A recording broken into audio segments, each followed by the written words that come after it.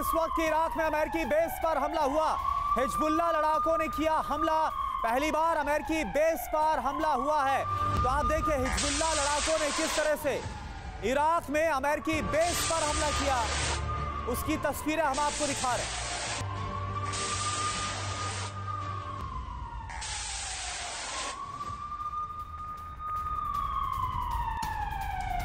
और अगली बड़ी खबर, हिजबुल्लाह का आईडीएफ के ठिकानों पर हमला। लेबनान सीमा पर आईडीएफ पोस्ट पर अटैक हुआ है। हिजबुल्लाह ने दक्षिणी लेबनान में एक पोस्ट पर किया है हमला।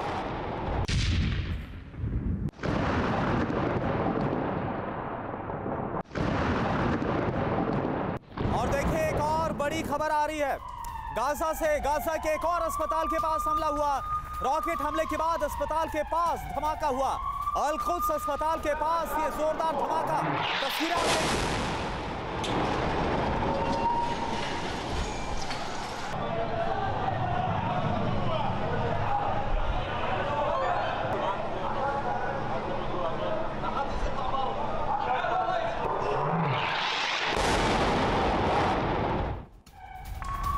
और अगली बड़ी खबर, अस्पताल के पास हमले में फिलिस्तीन का दावा। अस्पताल के पास इजराइल का फिर हमला हुआ है। इजराइल ने हवाई हमले को अंजाम दिया है। एक और हमला अस्पताल के बिल्कुल पास ये हमला हुआ है और फिलिस्तीन ने इस हमले के लिए इजराइल को ठहराया जिम्मेदार।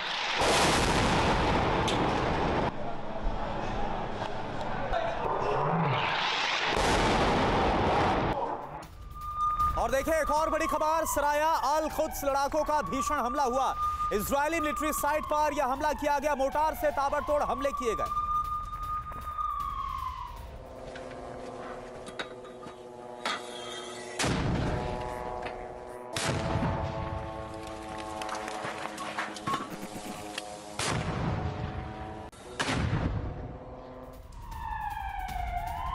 और इजरायली ठिकानों पर हमास के भीषण हमले भी जारी हैं। हमले के बाद लग गई भीषण आग। हमास के हमले में एक इजरायली पोस्ट तबाह हो गई है। हिजबुल्लाह ने जारी किया है इस हमले का वीडियो।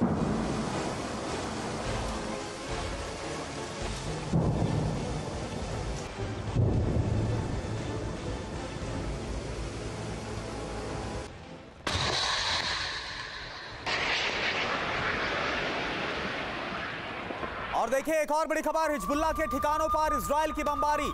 हिजबुल्लाह की चौकी को तबाह किया। हिजबुल्लाह के हमलों के जवाब में यह कार्रवाई इजराइल की तरफ से की गई।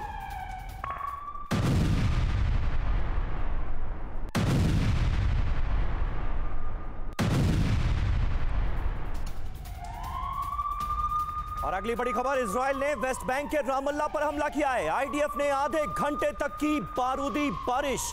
आईडीएफ ने हमास के संदिग्ध लड़ाकों को किया गिरफ्तार।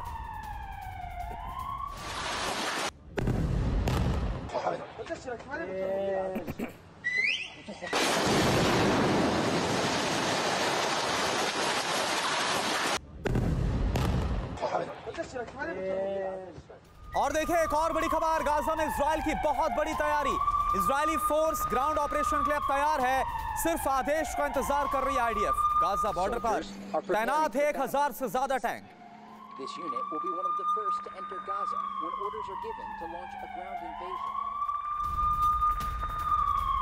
और अगली बड़ी खबर, गाजा बॉर्डर पर टैंकों की तैनाती बढ़ गई है। बड़ी संख्या में टैंकों को तैनात किया गया है। गाजा बॉर्डर पर किसी भी वक्त बड़े पैमाने पर ग्राउंड ऑपरेशन शुरू किया जा सकता है। जो ताजा तस्वीरें सामने आ रही हैं वो इसकी तस्दीक कर रही हैं। तकरीबन 1000 टैंक तैनात किए गए हैं गाजा बॉर्डर पर।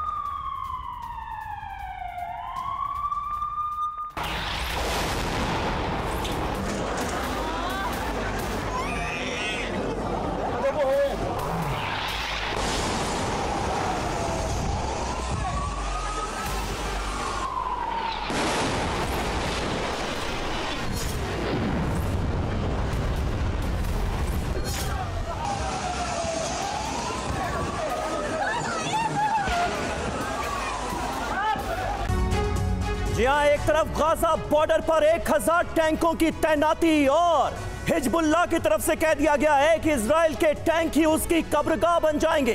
इस बीच लगातार हम देख रहे हैं युद्ध बहुत विध्वंसक मोड़ पर पहुंच गया और चक्रव्यूह में नजर आ रहा है इजराइल, क्योंकि 57 देशों ने एक साथ भर दी है हुंकार। और ये इस्लामिक देश अगर एक साथ आए तो आप अंदाजा लगा सकते हैं कि इस जंग का पैमाना, इसका दायरा कितना ज्यादा बढ़ जाएगा और पूरी दुनिया के लिए कितना खतरा पैदा हो जाएगा। आपके साथ मैं हूं समीर अब्बास, मेरे साथ मेरे सहयोगी करुणा शंकर शर्मा भी मौजूद हैं और पल पल की अपडेट से आपको करा रहे हैं वाकिफ सीधे जंग के मैदान से।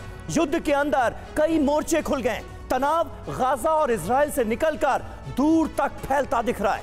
इजरायली फोर्स एक साथ 3 मोर्चों पर लड़ रही है, लेकिन हौसले और भरोसे में कोई कमी आई नहीं है। बिल्कुल, और हम इस हौसले की वजह भी आपको बताएंगे और संभावित असर भी आपके सामने बताएंगे। लेकिन इन सब के बीच जो बात पक्की नजर आ रही है वो ये कि 13 दिन होते होते ही ये युद्ध खतरनाक मोड़ ले चुका है, इतना खतरनाक कि कुछ भी हो सकता है।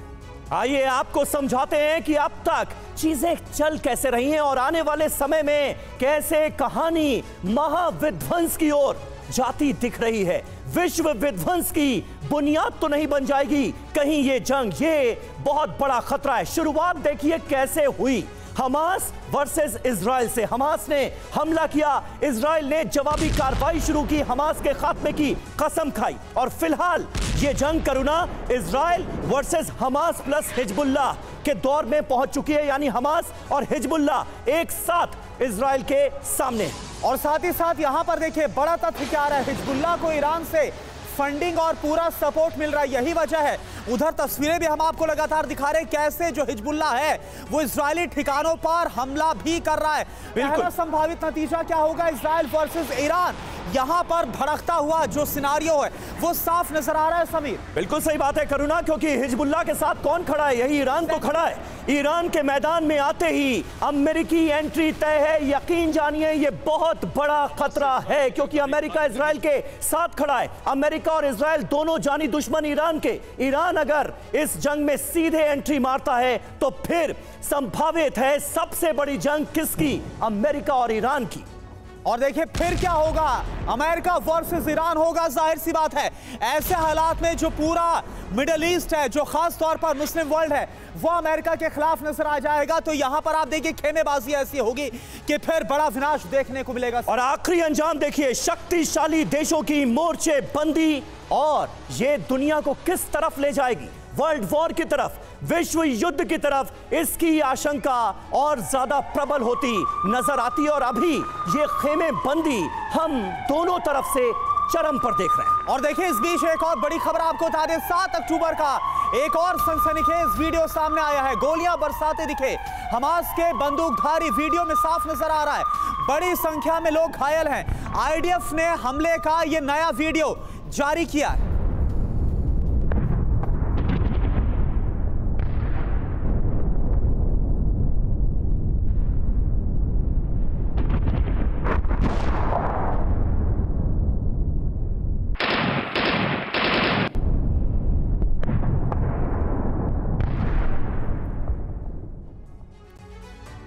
और अगली बड़ी खबर का हम रुख कर रहे हैं। गाजा में महिलाओं बच्चों पर भी हमले का बहुत संगीन और गंभीर आरोप लग रहा है इजराइल पर। आईडीएफ के हमले में घायल होने का किया जा रहा है दावा। हमास ने जारी किया गाजा का वीडियो, ये देखिए तस्वीरें आपके सामने हैं। ये वीडियो हमास की तरफ से जारी किया गया है। गाजा में हमले के बाद क्या आलम था ये बताया गया है। आईडीएफ के हमले में तमाम महिलाएं और बच्चे भारी संख्या में घायल हुए हैं। ये आप तस्वीरें देखिए, जंग हमास और इजराइल के बीच चल रही है, लेकिन इसका खामियाजा कैसे आम नागरिकों को भुगतना पड़ रहा है, उनकी क्या हाल है इस जंग में, कैसे महिलाएं और बच्चे भी पिस रहे हैं, इन तस्वीरों के जरिए आप अंदाजा लगा सकते हैं।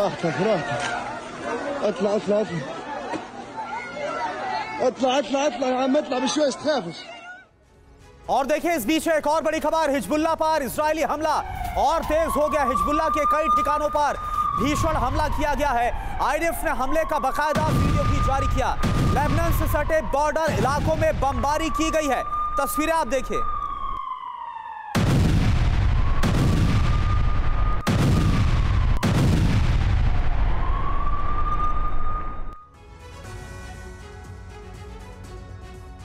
और आइए अब आपको मैप के जरिए समझाते हैं कि लेबनान के किन किन इलाकों में हिजबुल्लाह का प्रभाव है और कहां कहां इजरायली हमले इस वक्त हो रहे हैं। ये जरा आप समझिए, टारगेट हिजबुल्लाह क्या है। लेबनान में हिजबुल्लाह के प्रभाव वाले ये तमाम इलाके हम आपको दिखा रहे हैं। लेबनान और इसके बाद अगर आप बेरूत का जिक्र करें, टायर का जिक्र करें, ये 3 वो इलाके हैं जो हिजबुल्लाह के प्रभाव वाले इलाके माने जाते हैं। और हिजबुल्लाह के साथ कौन खड़ा है करुणा? ईरान खड़ा है। ये उसकी सबसे बड़ी ताकत है और हिजबुल्लाह की डायरेक्ट एंट्री इस वॉर में हो चुकी है इजराइल के खिलाफ। लेबनान की धरती का इस्तेमाल लगातार किया जा रहा है। और यहां देखिए दक्षिणी इलाके में इजरायली हमले हो रहे हैं। अब यहां पर आप देखिए इजराइल आपको जो मैप में साफ तौर पर नजर आ रहा है, ये उत्तरी इजराइल और यहां पर ये दक्षिणी लेबनान का इलाका।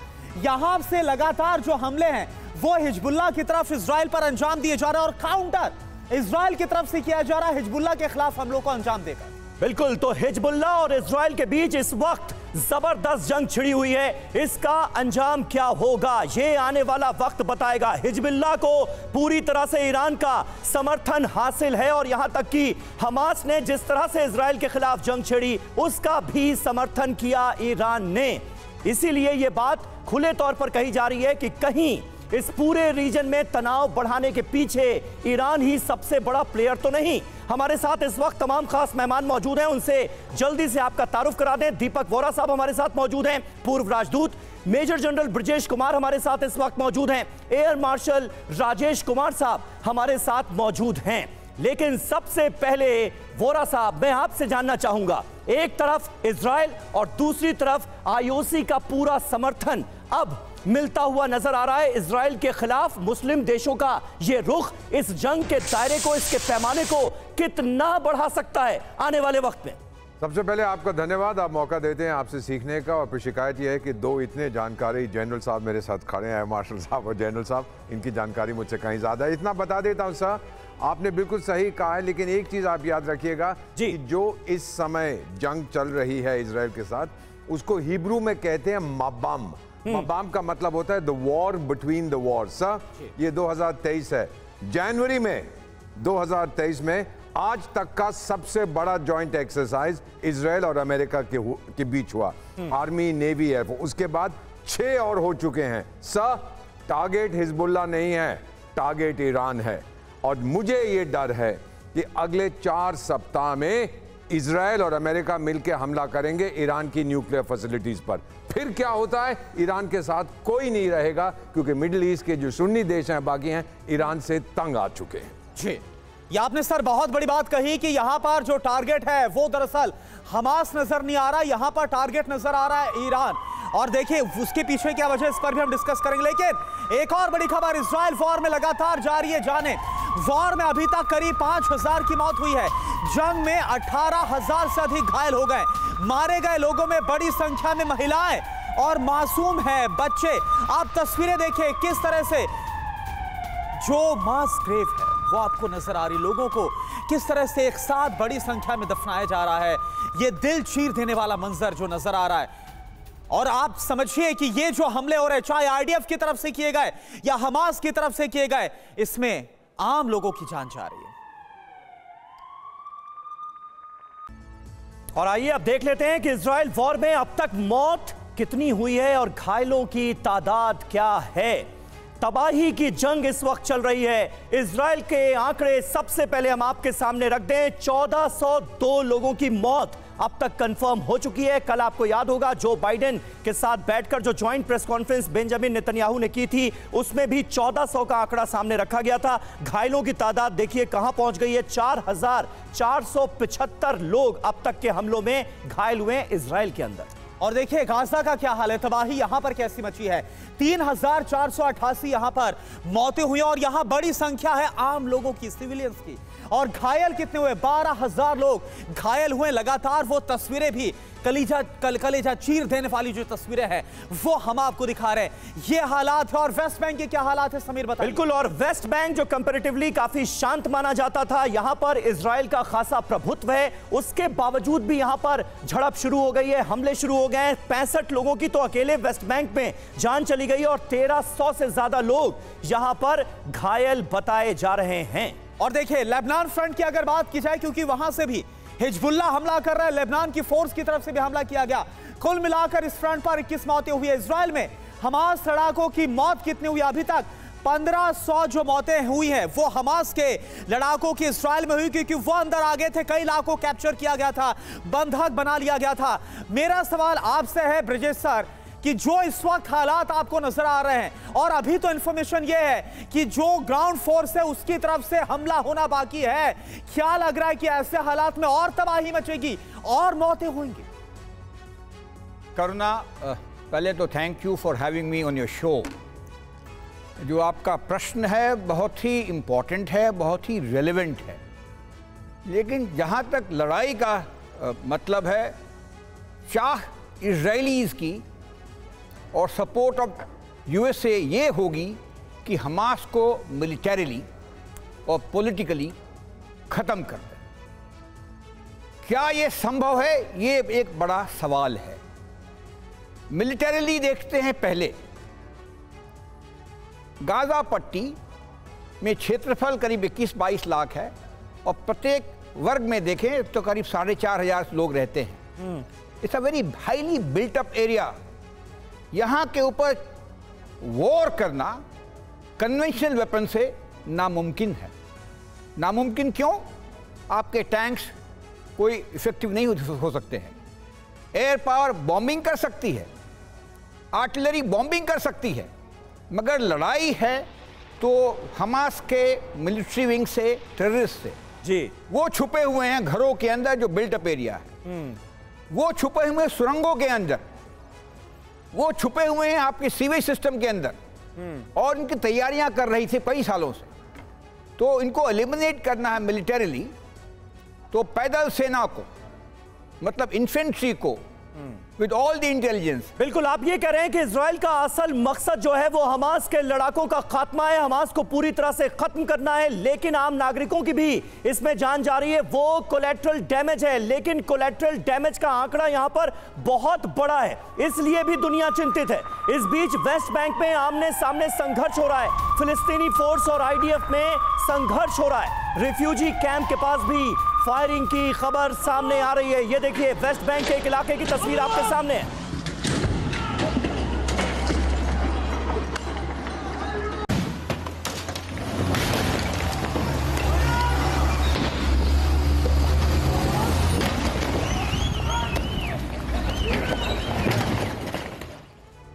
और देखिए, वेस्ट बैंक से ही बड़ी खबर आ रही है, जहां पर आमने सामने की फायरिंग हो रही है। इजरायली सेना ने फायरिंग किया है, फिलिस्तीनी फोर्स को पीछे हटने पर मजबूर किया गया। तस्वीरें आप देखिए।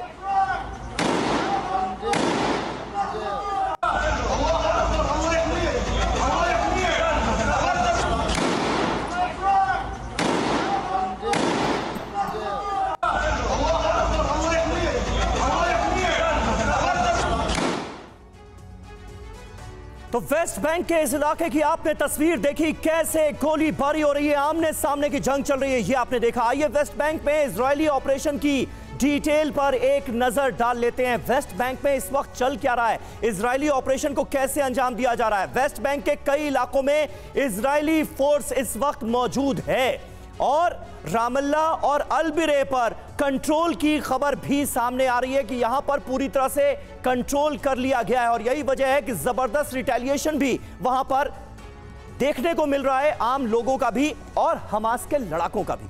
बिल्कुल, और देखिए, हमास के नेताओं और लड़ाकों के साथ यहां पर सीधा टकराव है, कार्रवाई हो रही है। कई हमास के नेताओं को यहां पर गिरफ्तार भी किया गया है।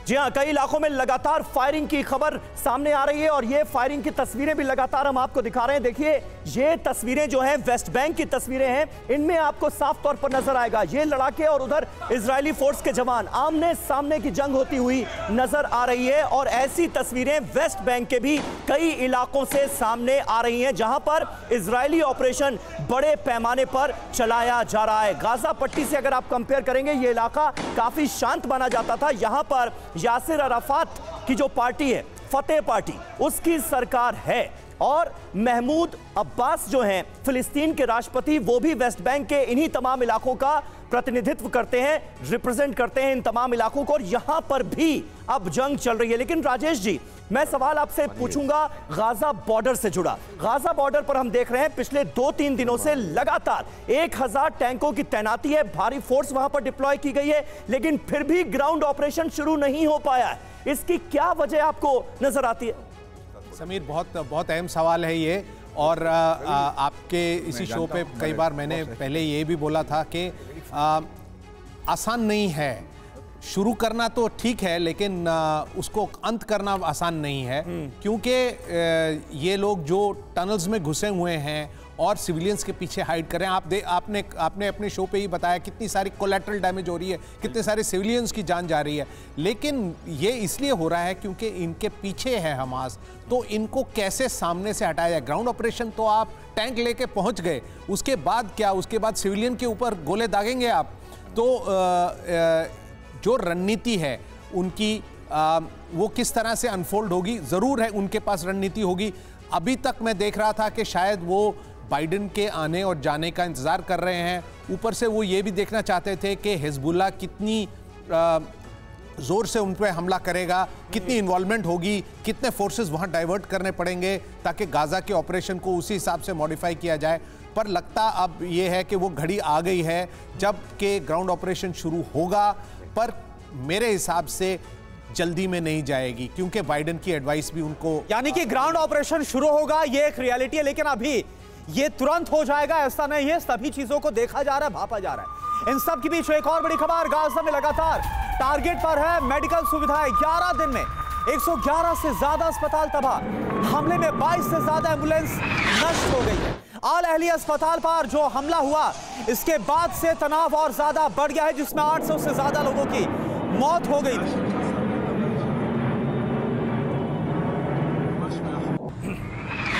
तो देखिए, ये बहुत अहम खबर हमारे सामने है। लगातार हमलों का सिलसिला गाजा में जारी है और मेडिकल सर्विसेज जो हैं उन पर भी हमला हो रहा है। 22 से ज्यादा एम्बुलेंस अब तक तबाह हो चुकी है और बड़ा आंकड़ा हमारे सामने है। दीपक बोरा साहब, क्या कहेंगे इस आंकड़े के सामने आने के बाद? 11 दिन में 111 से ज्यादा अस्पताल तबाह हुए हैं। गाजा में जिस बड़े अस्पताल पर हमला हुआ, जहां 500 से ज्यादा लोगों की जान गई, इजराइल ने उससे तो इनकार कर दिया, लेकिन 11 दिन में 111 से ज्यादा अस्पताल गाजा में तबाह हुए। यह भी एक हकीकत है।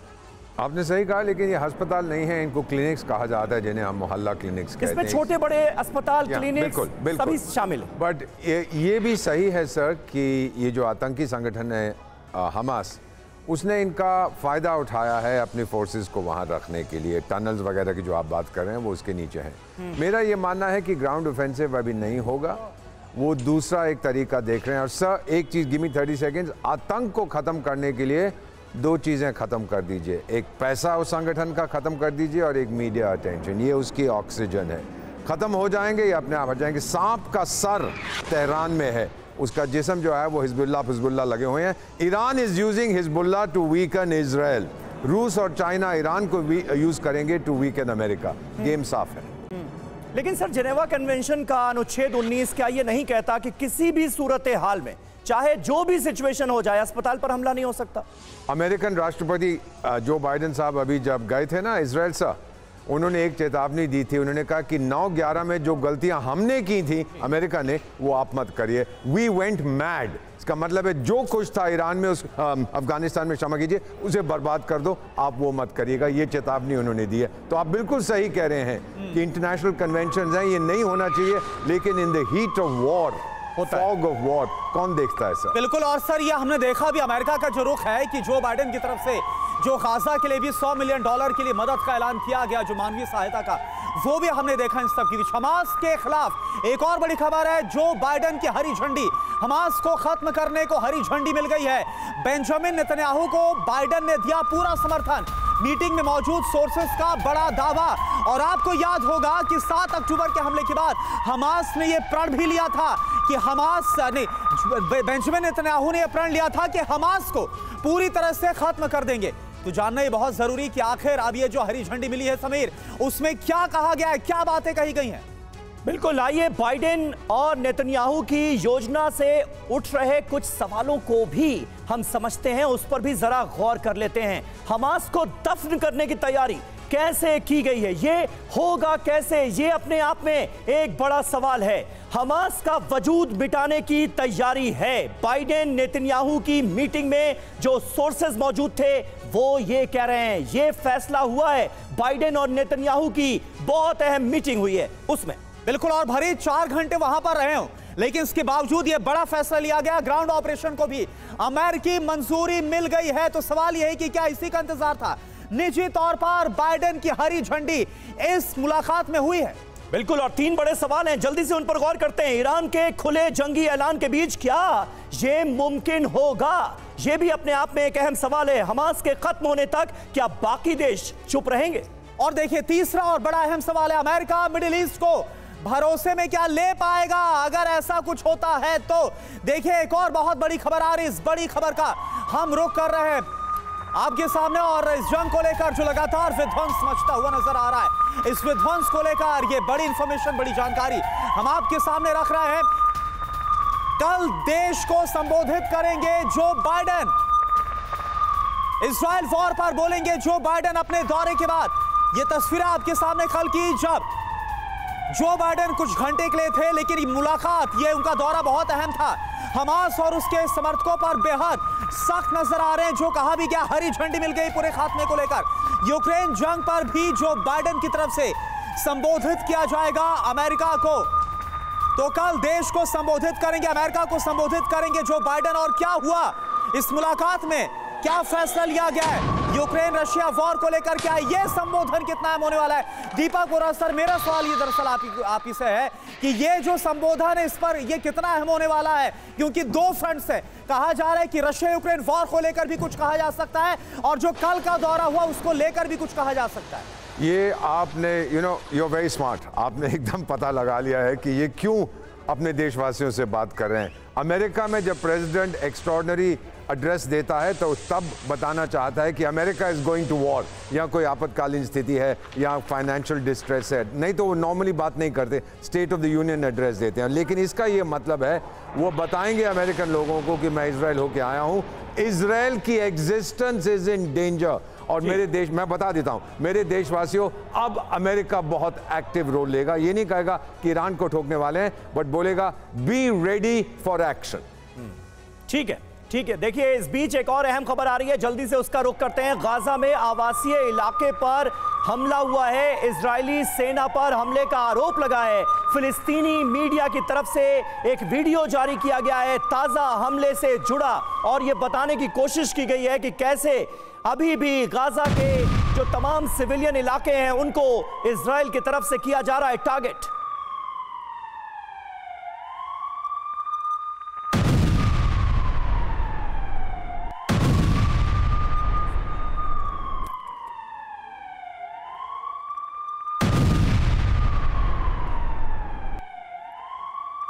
तो फिलिस्तीन की तरफ से यह वीडियो जारी किया गया है। यह ताजा वीडियो हमले का बताया जा रहा है।